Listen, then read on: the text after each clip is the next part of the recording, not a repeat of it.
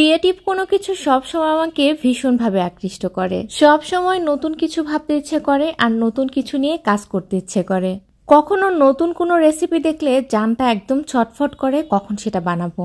আমি শুটকি মাছের যে কোনো রেসিপি খেতে ভীষণ পছন্দ করি।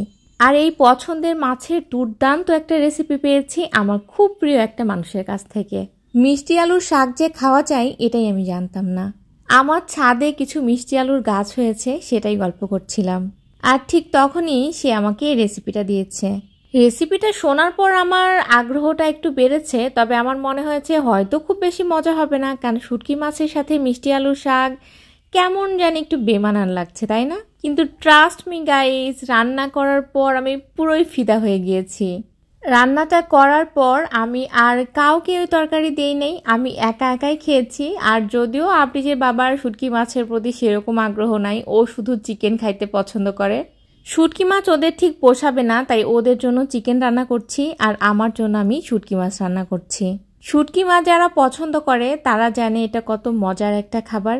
আর আমার মনে হয় কেউ যদি শুটকি মাছের মজার রান্নাটা একবার খায় তাহলে সে আর কখনোই শুটকি মাছের রান্নাকে অপছন্দ করতে পারবে না। আমি আজকে রান্নার জন্য টাকি মাছের শুটকি নিয়েছি আর সেগুলো ছোট ছোট পিস করে কেটে গরম পানি দিয়ে ধুয়ে নিয়েছি, যাতে করে শুটকির বাজে গন্ধটা রান্নার মধ্যে একদমই না পাওয়া যায় আর শুটকিটা অনেক পরিষ্কার করে ধোয়া হয়ে যায়। আর এদিকে হাতে মেখে চিকেন বসিয়ে দিয়েছি, কারণ এই চিকেনগুলো অনেক সময় লাগে সেদ্ধ হতে, এই জন্য হাতে মেখে দিয়েছি। আলাদা করে মশলা কষিয়ে আর সময় নষ্ট করতে চাইনি আর কি। রান্না ভালোভাবে করতে জানলে সবভাবেই রান্না মজা হয়। এদিকে চিকেনটা কিছুটা সময় কষিয়ে নিয়ে পানি দিয়ে দিচ্ছি, আরও কিছুটা সময় কষিয়ে নিব। একবারে বেশি করে পানি দিলে তরকারির স্বাদটা নষ্ট হয়, এজন্য একটু বারে বারে পানি দিয়ে সেদ্ধ করে নিচ্ছি। আর যে গরম পানির মধ্যে শুটকি মাছ দিয়েছিলাম সেগুলো সেদ্ধ করে ভালোভাবে ধুয়ে নিয়ে পরিষ্কার করে নিচ্ছি। আর আপনারা যারা আমার ভিডিও দেখেন তারা অবশ্যই গত ভিডিওতে দেখেছেন যে আমি মিষ্টি আলুর শাক ছাদ থেকে তুলে এনেছি। ভিডিওটা আমি মূলত গতকালই মেক করেছিলাম, আজকে শুধু আপনাদের সঙ্গে শেয়ার করছি আর কি। রান্নার আগে আমি ভীষণ এক্সাইটেড ছিলাম, আমার মনে হচ্ছিল যে মিষ্টি আলুর শাক দিয়ে শুটকি মাছের তরকারিটা ঠিক কেমন হবে। আর আমি খুব মনোযোগ দিয়ে আর আগ্রহ নিয়ে রান্নাটা করছিলাম। পেঁয়াজ ভেজে নিয়েছি, তার মধ্যে হলুদ মরিচের গুঁড়া দিয়েছি, লবণ দিয়েছি আর বাটা মশলা দিয়েছি, আদা আর রসুন বাটা, আর দিয়ে সব কিছু সুন্দরভাবে কষিয়ে মশলাটাকে কষিয়ে নিয়েছি। আর এ পর্যায়ে আগে থেকে কেটে ধুয়ে রাখা শুটকি মাছগুলো দিয়ে দিচ্ছি। এখন সবগুলো উপকরণ একটু ভালোভাবে কষিয়ে নিচ্ছি।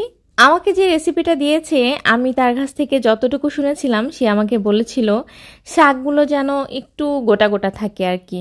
কিন্তু আমি যে শাকগুলো তুলেছি এই শাকগুলো আসলে অনেকটাই শক্ত, মানে অনেকটা মোটা হয়ে গেছে, বুড়ো হয়ে গেছে। এজন্য আমার কাছে মনে হয়েছে যে এটা যদি শুধুই সেদ্ধ করি বা অল্প সময় রান্না করি তাহলে হয়তো খেতে ভালো লাগবে না, তাই আমি আগে দিয়ে দিয়েছি যাতে একটু বেশি সময় করে রান্না করতে পারি। আর সম্পূর্ণ যে তার রেসিপি ফলো করেছি এমনটাও না, আমি আমার ভালো লাগা দিয়ে আমি রান্নাটা করেছি। আমার কাছে মনে হয়েছে শুটকি মাছের মধ্যে যদি শাকগুলো গোটা গোটা থাকে তাহলে হয়তো খেতে আমার কাছে ভালো লাগবে না, তাই আমি অনেকটা সময় ধরে রান্না করেছি আর পুরো শাকটা শুটকি মাছের মধ্যে মিশিয়ে ফেলেছি। আর এদিকে মুরগির মাংসের মধ্যে ঝোলটা দিয়ে দিয়েছি, এখন সেদ্ধ হওয়ার পালা শুধু। আর এমন সময় আমার বাসায় কারেন্ট চলে গেছে। দুইটা রান্নায় মোটামুটি গোছানো কাজ শেষ, রান্নার সমস্ত কাজই মোটামুটি শেষ, তাই কারেন্ট চলে যাওয়াতেও আমার সেরকম কিছু অসুবিধা হয় নাই। যদিও আমাদের ভিআইপি এলাকা বাবা, আমাদের সেরকম কারেন্ট যায় না, আর যদিও কখনো যায় তো খুব কম সময়ের জন্য যায়। আর এই যে আমার রান্নাটা প্রায় হয়ে এসেছে, কি সুন্দর তেল উঠেছে তাই না? কালারটাও কিন্তু দুর্দান্ত হয়েছে। সত্যি কথা বলতে খেতে ভীষণ মজা হয়েছিল। আমি তো ডায়েট করছি, ভাত কম খাচ্ছি, আমি খালি মুখেই পুরোটা খেয়ে ফেলেছিলাম। যারা শুটকি মাছ খুব বেশি পছন্দ করেন তারা এই রেসিপিটা একবার ট্রাই করতে পারেন। আশা করছি নিরাশ হবেন না। আল্লাহ হাফেজ।